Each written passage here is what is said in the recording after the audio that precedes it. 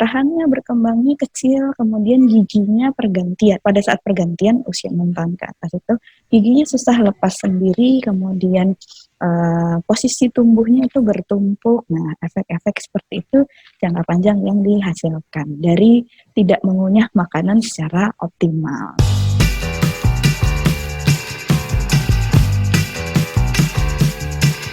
Bagaimana tahapan kita atau untuk memulai melakukan sesuatu agar kebiasaan baik di anak-anak itu bisa tertanam, terutama dalam hal kesehatan gigi dan mulut. Bagaimana bisa menanamkan kebiasaan baik untuk mereka? Sebagai orang tua, apa yang harus kita lakukan dan kiat-kiatnya seperti apa? Silahkan Yani. Nah, untuk menanamkan kebiasaan baik yang jelas pertama anak itu adalah peniru yang ulung gitu ya Mas ya. Mungkin kalau di rumah juga melihat ya Mas Kalif mungkin meniru kedua orang tuanya. Nah, jadi memang anak akan lebih suka mencontoh orang tua dibandingkan hanya disuruh gitu. Jadi pertama tentunya kebiasaan yang paling basic, paling dasar yang mau kita terapkan ke anak-anak adalah harus rajin menyikat gigi, terutama pada saat pagi setelah sarapan dan malam sebelum tidur. Nah, untuk membiasakannya, tentunya orang tua lebih baik mengajak ya, kemudian mengajak, ayo dek, mas sikat gigi bareng yuk sama bapak, sama ibu gitu. Ketimbang, ayo sana sikat gigi gitu, kemudian ditungguin di luar, enggak. Karena saya juga mengalami dengan ponakan saya ya, setiap kali mau tidur dulu saya usahakan, ayo sikat gigi bareng. Nah, itu dia akan lebih excited gitu. Kemudian mencontoh gerakan kita yang benar seperti apa gitu, ketimbang hanya disuruh saja. Itu satu.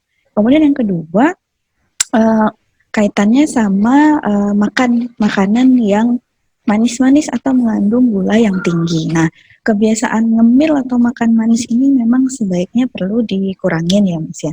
Kalau saya bilang ekstrim dihilangkan gitu ya kayaknya susah ya. Kita aja yang besar-besar juga nggak boleh makan coklat, nggak boleh makan permen, itu dilarang tuh kayak malah disuruh mungkin gitu ya.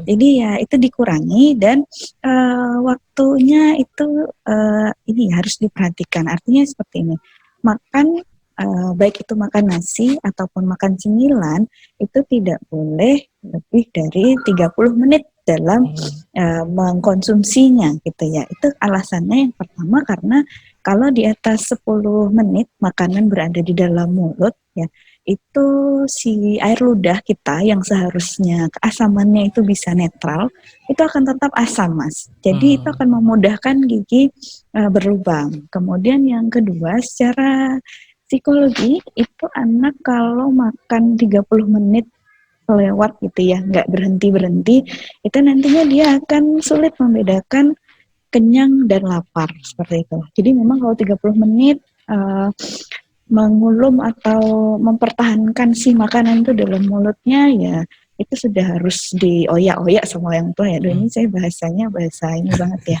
Bahasanya bahasa asing banget ya. Itu orang tuanya harus ayo ditelan cepat dikunyah gitu ya. Dan itu harus segera bersih. Istilahnya dalam rongga mulutnya itu tidak boleh bertahan lebih lama dari 30 menit seperti itu. Dan kalau anak kebiasaan mengemut atau mempertahankan makanan dalam rongga mulut dalam waktu yang lama dan tidak terbiasa untuk mengunyah makanan, itu juga akibatnya nanti ke pertumbuhan rahangnya. Karena dalam kondisi makan, aktivitas makan itu diharapkan otot-otot di sekitar mulut kita ini juga bisa aktif dan dia akan bersinergi dengan gigi dan itu akan mengakibatkan pertumbuhan rahang yang optimal. Jadi kalau anak-anak yang tidak suka mengunyah makanan, ya itu nanti rahangnya bisa ada resiko tidak berkembang secara optimal dan juga nanti pertumbuhan giginya biasanya bermasalah seperti itu. Mungkin bisa lihat contohnya di beberapa anak yang memang punya keterbatasan motorik ya, masih seperti anak-anak dengan cerebral palsy itu kan memang ada kesulitan untuk mengunyah makanan karena memang keterbatasan motoriknya ya, saraf-saraf motoriknya itu, sehingga rahangnya berkembangnya kecil, kemudian giginya pergantian pada saat pergantian usia 6 tahun ke atas itu giginya susah lepas sendiri, kemudian posisi tumbuhnya itu bertumpuk. Nah, efek-efek seperti itu jangka panjang yang dihasilkan dari tidak mengunyah makanan secara optimal begitu. Makanya memang betul kalau disarankan mengunyah makanan itu, bahkan kalau di kita sunahnya 33 kali ya Mas ya. Nah, itu salah satunya ya, memang ternyata efek di dampak kesehatannya ternyata juga bagus begitu. Termasuk di gigi dan mulut. Oke, jadi tadi poin-poin yang menarik adalah bahwa anak ini adalah peniru. Peniru ini artinya apa yang dilakukan anak ini tergantung kebiasaan kita juga. Ya artinya gimana kita menanamkan kebiasaan, kita harus menanamkan kebiasaan itu ke diri kita sendiri untuk disalurkan ke anak-anaknya. Jadi lebih ke ini ya, jadi memberikan contoh dan memberikan bimbingan dan pendampingan istilahnya, agar si anak-anak itu meniru hal-hal yang baik, terutama khususnya untuk kesehatan gigi dan mulut. Nah, tadi ada info menarik juga bahwa jangan sampai 30 menit kalau makan, seperti itu ya.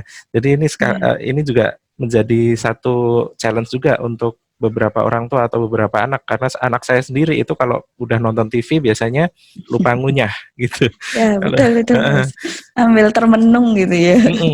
Ambil lupa ngunyah. Jadi kalau orang tuanya nggak ngejar-ngejar ya, bakal lama banget, bisa 1 jam lebih selesai dalam satu periode makan kayak gitu. Jadi itu pentingnya benar-benar menjaga anak ini sampai pola bagaimana cara dia makan dan lama dia makan juga kita harus perhatikan, karena bagaimanapun juga ketika ada makanan di rongga mulut terlalu lama itu akan diubah menjadi asam oleh bakteri dan menyebabkan gigi rusak kayak gitu.